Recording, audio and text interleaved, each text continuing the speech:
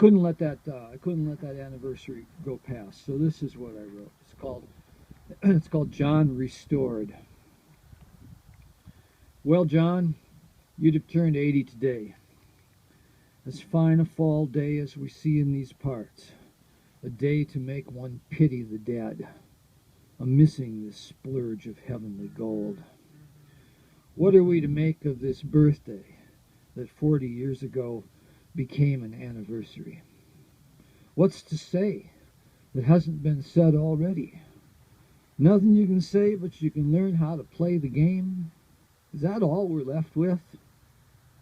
Your death resists sense, and for that matter, so does your life. It was a gift, and gifts aren't to be made sense of, they're just to be accepted.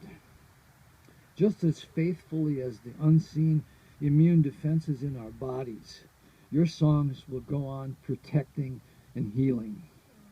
They're part of our spiritual body now, the world immune system that is always moving to act against the threats of the times.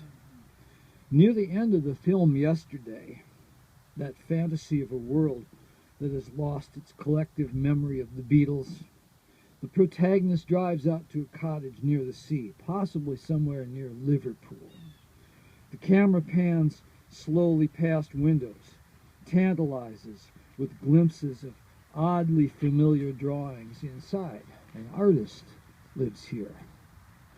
When our hero knocks, the aging man who comes to the door is unmistakably John Lennon, an elder John who, by being forgotten by the world, has been somehow allowed to live. That moment shocks the film deeper, touches the longing we feel for the lost good to return. And here he is, straight out of that heart of longing, John restored to the elder we dream he might actually have grown into, seasoned by the wisdom of that half-lifetime taken from him. No way to know who he'd finally become, what gifts still to be given from new self-knowledge. Who knows where they'd have gone together? Who knows what future they'd have crafted? Two artists who mastered the everyday art of starting over.